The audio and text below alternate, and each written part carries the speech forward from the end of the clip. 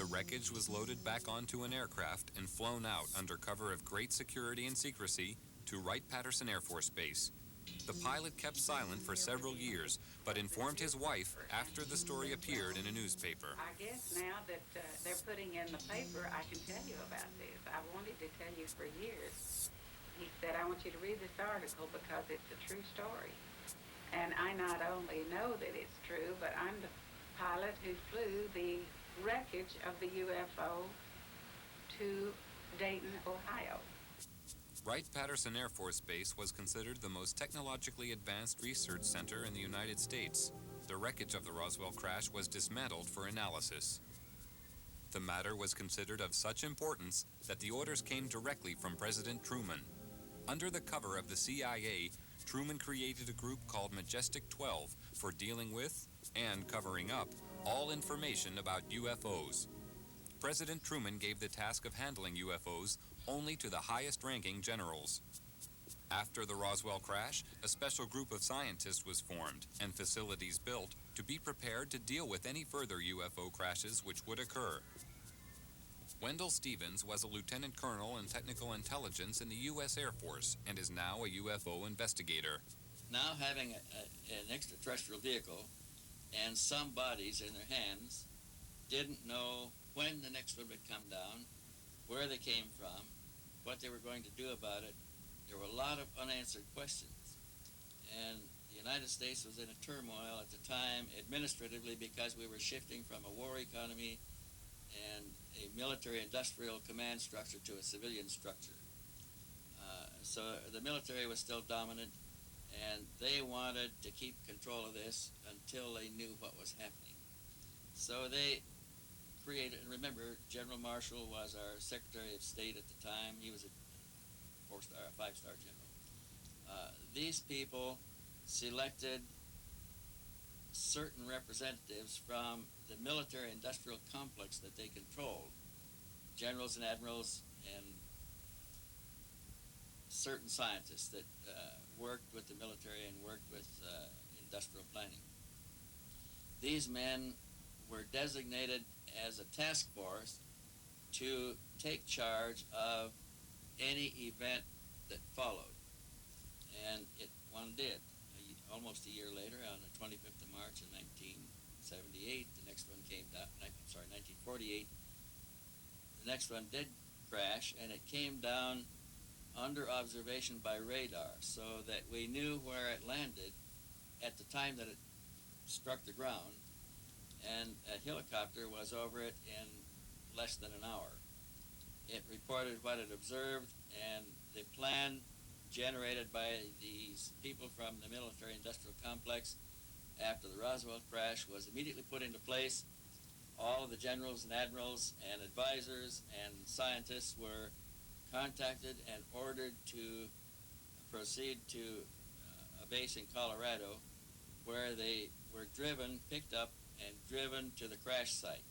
Now all of these men have gone to the scene to see for themselves what an alien vehicle looks like, and they were going to advise General Marshall directly, who was controlling everything from remote position telephones, on how to proceed.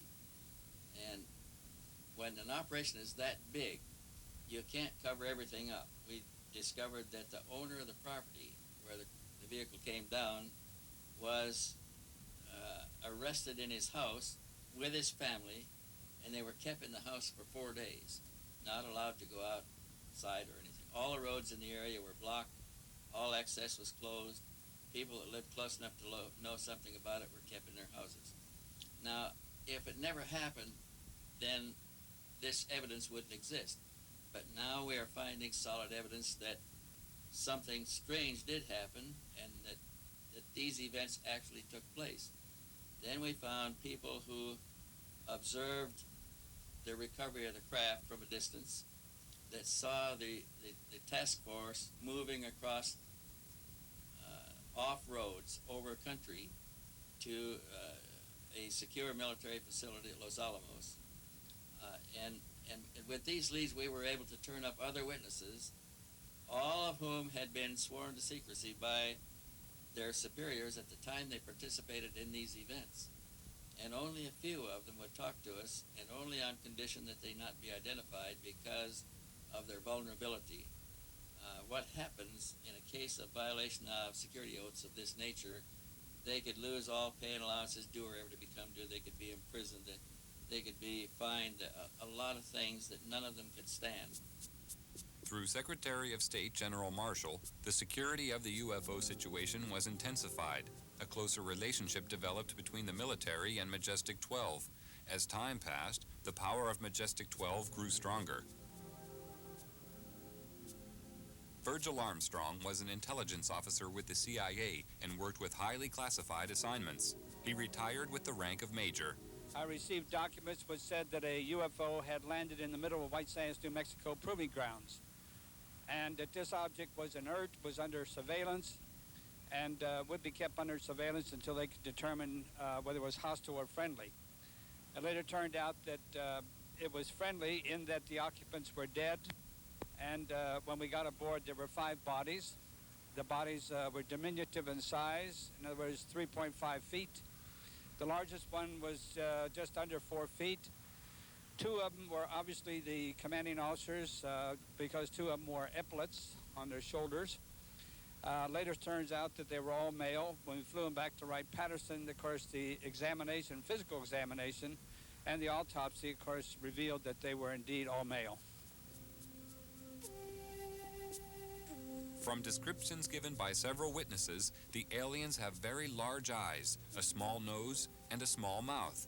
They are usually about 3 feet 6 inches in height and have no body hair. Now, consider, if you will, the position of the United States government at this time.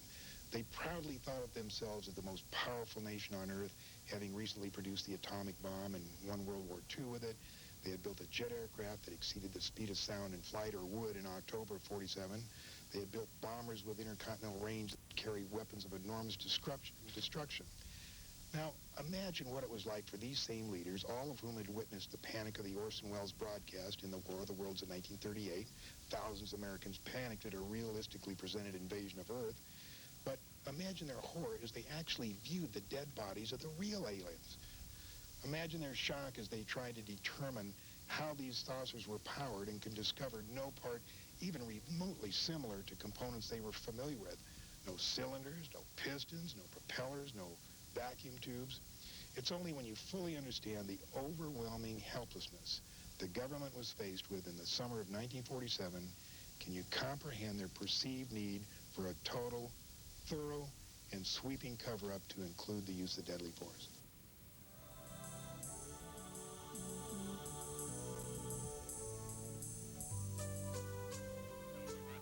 President Truman ordered a heightened level of security after the capture of a live alien from a UFO which had crashed. Because of the ever-increasing numbers of UFO sightings at the time, it was decided to create a project called Blue Book, which was designed to suppress public knowledge and create an atmosphere of ridicule around the subject of UFOs. Professor J. Allen Hynek was a professor of astronomy and an astronomical advisor to the United States Air Force on their UFO educational program. And I know the job they had. They were told not to excite the public. Don't rock the boat. And I saw it in my own eyes happen that whenever a case happened that they could explain, which is quite a few, they made point of that and let that out to the media. Things that the cases that were very difficult to explain, they would jump handsprings to keep the media away from it. For they had a job to do, to, whether rightfully or wrongly, to keep the public from getting excited. A live alien was captured in 1948 after a UFO crashed in America. He refused to communicate for 1 year and was given the name EBE, or Extraterrestrial Biological Entity. He later began to communicate and gave details of his home planet. EBE had a large crystal which he linked to his mind telepathically and was able to communicate with his own race. He was also able to see into the past and future and perform many other amazing feats. He told of believing in the universe as the supreme being and stated that his race lived in harmony without wars and had nearly eliminated all diseases. He said they lived to approximately 800 years of age and that their technology was far in advance of ours. The authorities were amazed by the things they were shown through the crystal. EBE was able to communicate with huge spaceships which were holding orbital positions thousands of miles from the Earth. He told them that their crafts were capable of reaching areas in the universe beyond our imagination, and that they were operated by thought control coupled to biological computers, and consequently did not have any control systems as we understood them. He talked about his planet and how their technology had created a system where everything was self-functional and did not require a workforce to operate it, and that everything was monitored from a central control system. He said that technicians were present there. He said their power source was eternal energy from the cosmos. He told them that his race didn't have a government like Earth, but a society governed by wise elders who sat in council to make decisions of policy. They did not have a monetary system because the needs of the people were catered for by the Federation, which made them all equal. At the request of the aliens, a meeting was arranged with President Eisenhower in 1954. It took place amid tight security at a secret location.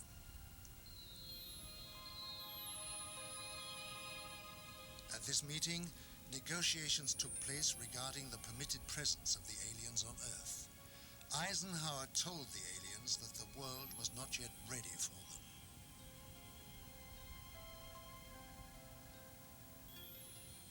Eisenhower witnessed an alien demonstration of technology and power at Muroc Dry Lake, which is now called Edwards Air Force Base.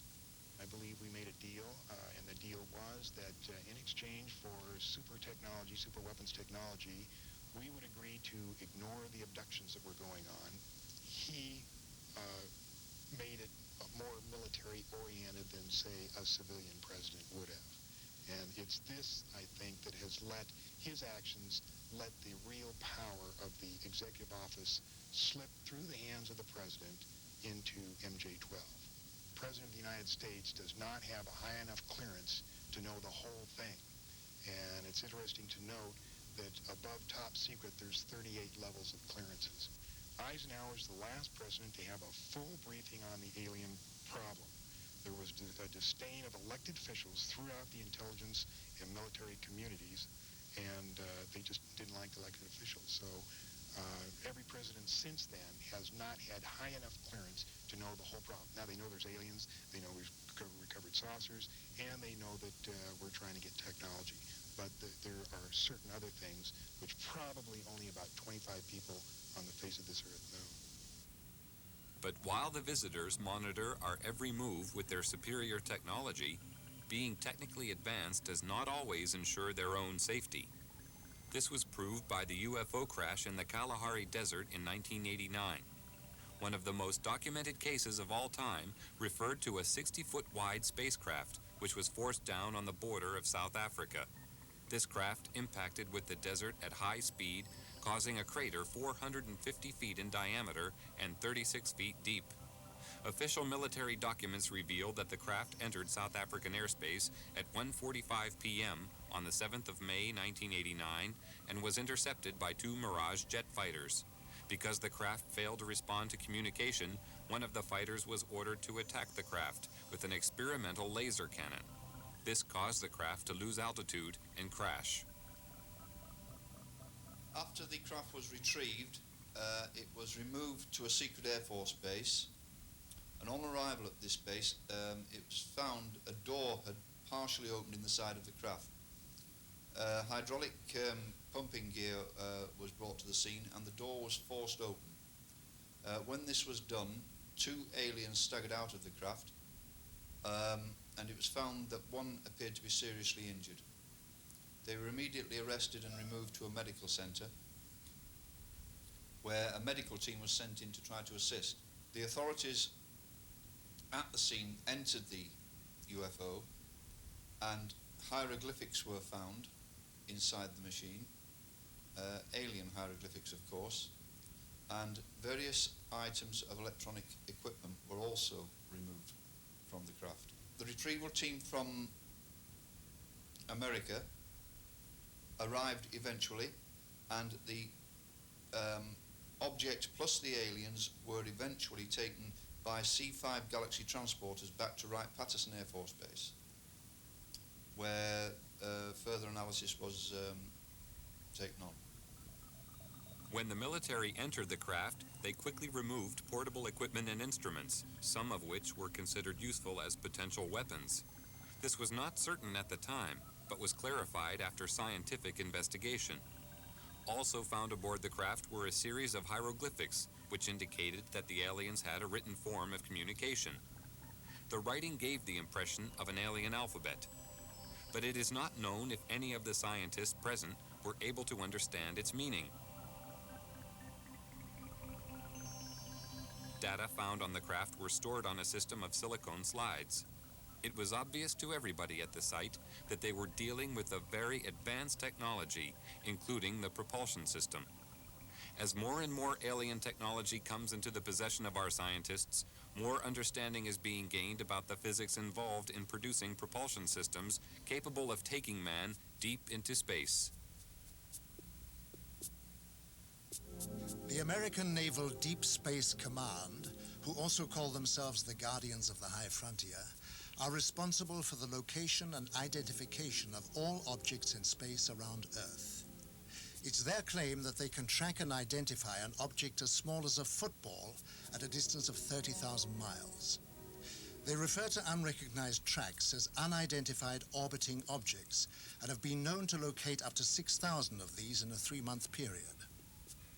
Their area of responsibility lies outside the Earth's atmosphere. Below this level, the monitoring of the sky is taken over by NORAD, which is the North American Air Defense Network. Larger radio telescopes are on station throughout the world. They can scan the heavens to distances of hundreds of light years. This network of space surveillance ensures that any object heading towards the Earth can be tracked from a vast distance. As an object approaches, it is monitored throughout its journey.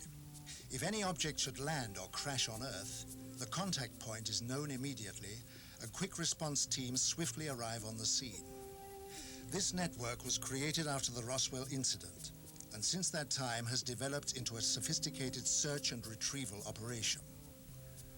Quick response teams are located in strategic positions throughout the world. Once there, they isolate the area and ensure that the public is kept unaware of sensitive incidents.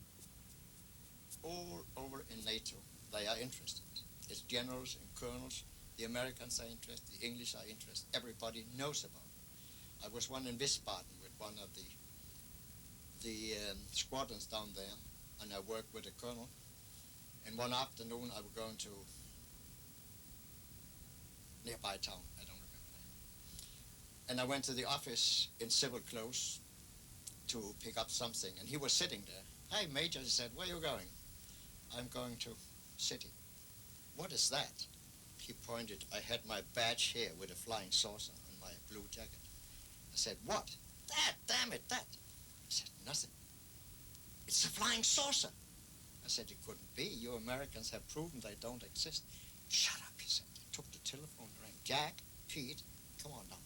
And in a sudden, we had 5 officers and himself. And we talked for 3 hours, and they knew exactly as much as I did. So everybody knows about it, and it is not illegal, and you are not disliked. I have talked with generals for hours, not on my purpose. They asked me to talk with them about it. They have received my magazine, UFO Contact, for years. So they are interested, but since the public opinion is secrecy, they can't go any further. Although many years have passed since the beginning of the UFO era, the veil of secrecy has remained to keep the public uninformed. Despite the suppression of information, millions of people throughout the world are still seeing and reporting the presence of UFOs in our airspace. And many more millions are now firm believers in the presence of extraterrestrial flying machines. They know that UFOs exist. I think what has happened over the years, the government has lied so much that they have painted themselves into a corner, and it's almost impossible for them to tell the truth today. The biggest secret in the history of mankind, and the government is not going to let this out. There is no way to get anything out under the Freedom of Information Act. In Russia, the subject of UFOs is now out in the open. Marina Popovich is a retired Russian cosmonaut and fighter pilot. During her military career, she was twice awarded her country's highest military order, Hero of the Soviet Union. She is now one of Russia's leading UFO researchers. 10 years ago, people only made jokes about this subject. Now the attitude to UFOs is very positive.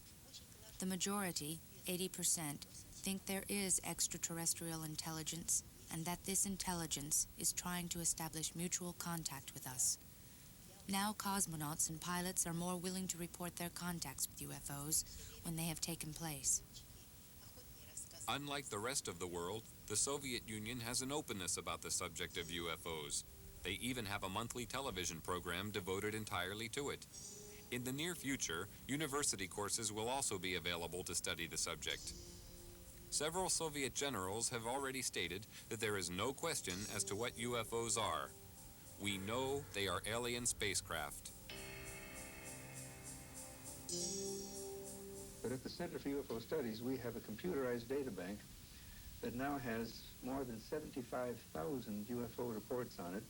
And what is even more interesting, they come from, by latest count, from 133 countries. When you start reeling off the countries, it sounds like a roll call at the United Nations.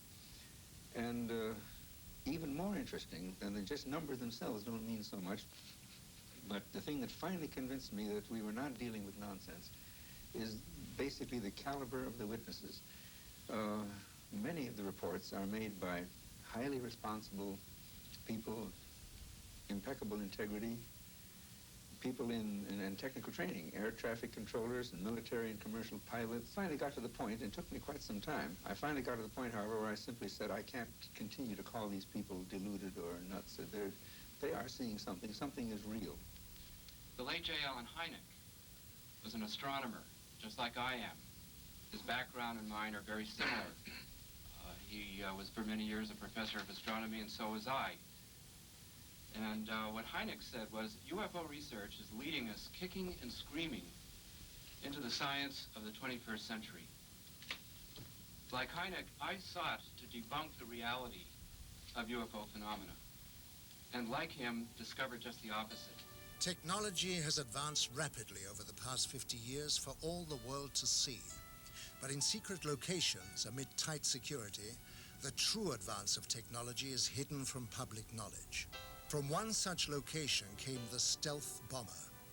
This futuristic aircraft is the only type known which has the ability to fly into radar-protected areas unobserved, almost without sound, to perform whatever task is necessary.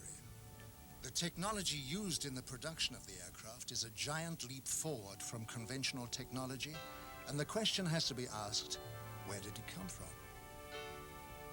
At one super-secret U.S. government test facility situated in the Nevada desert, strange glowing lights are regularly seen performing aerobatic displays which are far beyond the capability of our known aircraft. They seem to be intelligently controlled. Can this be yet another example of some secret, very advanced technology, or are the authorities hiding some exotic foreign contrivance? Here at Area 51, also known as Dreamland, is the most highly protected and secret facility in the whole of the United States. Bob Lazar, a physicist, worked on special projects within this complex and felt compelled to reveal what he saw. They are actively and have in their possession alien spacecraft, and they are actively undergoing analysis and flying them. They set up and produce their own gravitational field. Just as the Earth holds all matter down, they produce that same field, but out of phase, and it repels itself. The effects that can cause, the way in which everything operates is by all intents and purposes magic. I mean, it is so far beyond our level of technology. Why is such technology available only to the few and not to the whole of mankind? Have we the right to know? Are we ready for it yet? Or is the race for technological advantage more important? Why keep a secret about probably one of the most important events in history, that there's been contact from an alien civilization? It's a significant event in history, more significant than anything. With the tremendous distances involved, travel to the stars would seem impossible. But with man's endeavor and resourcefulness, these problems will be overcome as they always have been in the past. Scientific estimates tell us that there will be a breakthrough in space travel in the near future. When the boundaries of distance break down, the Earth will become our home, the universe our world. If NASA has its way, many of the next generation will be residents of Mars, and the move towards this has already begun with the development of a space station. This was the essential first step towards making man a citizen of the universe. What is really the long-range purpose of the space station? And we have worked on that question for a long time in NASA. We have started in the early 60s under the guidance of Dr. Werner von Braun and others to look at long-range goals beyond the moon, beyond Mars even.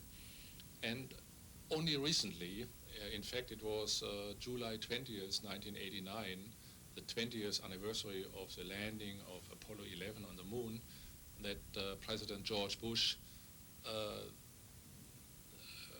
proposed a new program, a long-range program, with a goal to return to the moon and eventually go on to Mars, to the United States, as a long-range commitment. And as we develop the space station itself will be used as a test bed, as a laboratory to test new technologies.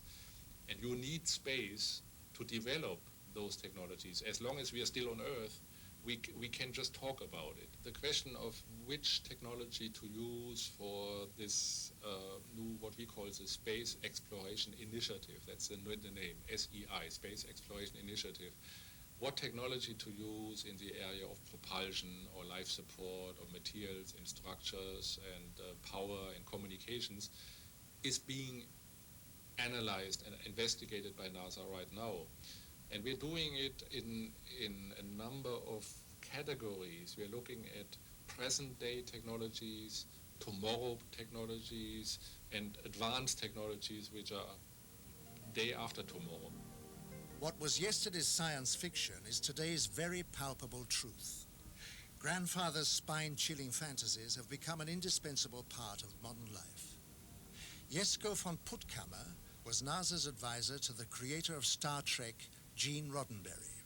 You know, the reason I worked with Gene Roddenberry was because he wanted us to help him portray a future 200 years from now as we would like it to be. Very positive, technology having become our friend instead of our enemy, technology as a partner of humans. And of course the story itself of this machine, Voyager or V'ger, looking for its maker, its creator, which is really a metaphor of humans looking for their God. And it's the God-seeker story. And so he wanted NASA to show that the technology which the movie and his TV series depicts is accurate, that the physics is accurate, that the mathematics is accurate, that the astronomy is accurate.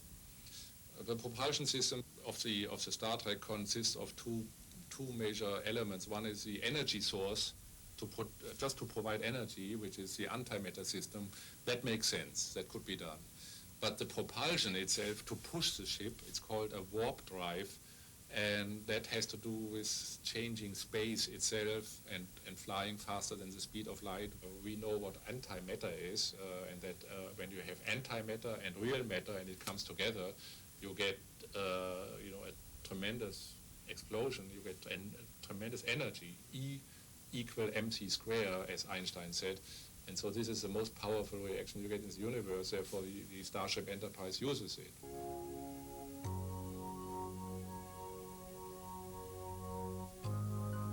The message from the alien visitors is becoming clear. The human race is producing more problems than it is solving. A change of direction is necessary to guarantee a safe transition into the future. They are here to warn us. They started this program a couple of thousand years ago. They are very highly technical and spiritual advanced. These people have a technique that they can foretell development in cosmos for centuries. And they knew thousands of years ago what were going to happen on Earth. So they prepared for that situation. And we go forward to our time. Now they are here in our atmosphere in large numbers. They have always been here. But now they are here in large numbers to look over what we are doing, simply because they know that we'll kill ourselves in many ways. If we don't push the button, we'll be killed by poison. If we don't kill each other by poison, we'll kill each other by too many people.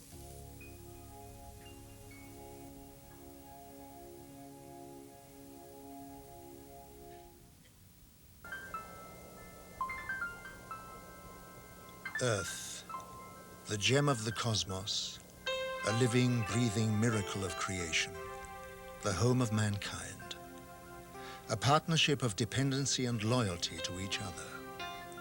The passing of time saw man forget his loyalty. He began to poison and suffocate his planet because of his growing need for power to fuel his technology. A scientist of great wisdom and vision, Nikola Tesla, foresaw this danger and offered the world his discovery of the magic wave as pollution-free energy. His offer was rejected. Tesla gave you multi-phase power, he gave you AC power, the practical transmission of electrical power, the rotating electromagnetic field that made motors and generators possible. And so he literally helped you bring in the electrical 20th century. Had it not been for Nikola Tesla, your cities would still be dark, you still would not have electric power, and you'd still be struggling around in the dark. So yes, Nikola Tesla was important to us. Had we listened to Tesla about the other parts of the magic wave he had discovered, he would have given us cheap energy. I delivered a paper in Ottawa, Canada, where I gave the actual mechanism by which his amplified transmitter, his magnifying transmitter, actually worked. There are over 1,000 papers in the scientific literature that show that mechanism is real. It would have worked, and he could have given the world cheap energy. You could not, however, have had a power meter on that you sell it to folks. They could have tapped it cheaply and freely just for building the antennas and putting in the taps. And so the powers that be suppressed Tesla and Tesla's work because of the fact that he was going to get the power meter off of your power. He would have given you cheap energy and cheap power and clean power. He did give you radio, he gave you fluorescent lights, he gave you the things that made motors and generators, and he gave you the electrical 20th century. He would have given you a lot more had we listened to Tesla and funded him. Tesla's advanced knowledge of the laws of electricity and magnetism, combined with his ability to put them into practice, gave him foresight into the next generation of electronics with regard to light and its structure. He was an ambitious man who was a great favorite in society, where he would show a light bulb in his hand burning without any electrical connection. Tesla said, "I could only achieve success in my life through self-discipline, and I applied it until my wish and my will became one." He was a magnificent genius, and had he been funded to continue his work, the world would have been 100 years further in science than it is today. Here, some 80 years later, so to speak, after the collapse of his magnifying transmitter, and here we are trying to rediscover what Nikola Tesla was doing right at the turn of the century. And so we're almost a century behind where we should be. That's the importance of Nikola Tesla. Progress is the process of moving forwards and not backwards. It is a combination of achievement and forward vision which serves its creator without fear of unforeseen consequences. There can be no progress if these rules are not observed. People always back something they call progress without giving it a proper definition. I think technical innovation is not progress by a long way. Technical innovation can only be progressive when it is combined with a step in the direction of humanity, and it's just that I miss. Nuclear power stations are not progress. Because of this monstrous gigantomania in the buildings and the walled-up concrete areas and the risks, you are here playing with a fire that can't be put out.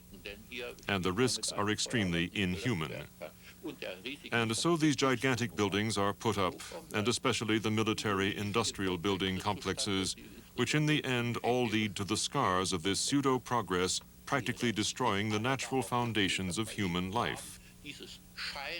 And so that the whole of society becomes, in effect, a society of chaotic beings that will lead to global suicide.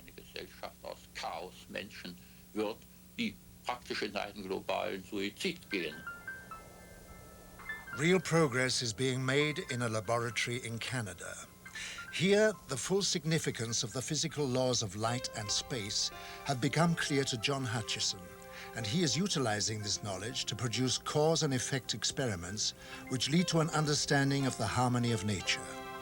Science, in harmony with the laws of nature for the good of mankind, will hold great values in many fields and would advance its course beyond our present comprehension.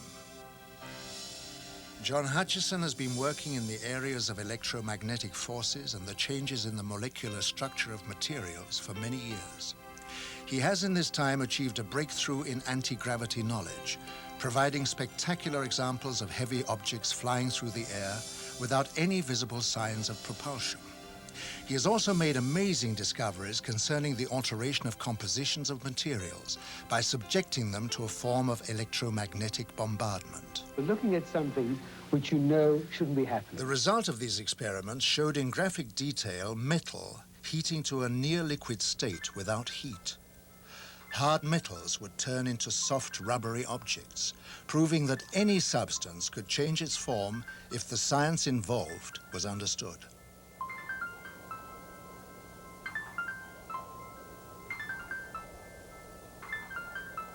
I immediately realized that this had tremendous significance. It had significance in space, it had military implications, and its understanding could possibly open up a whole new energy source. Hutchison is one of the growing number of scientists who realize that by applying physics to the natural laws of the universe, science will be taken into areas previously unrecognized. John Hutchison's achievement will give science a new momentum as it moves into the next century. The technology that we are aware of is quite staggering anyway. But then there is also the technology which the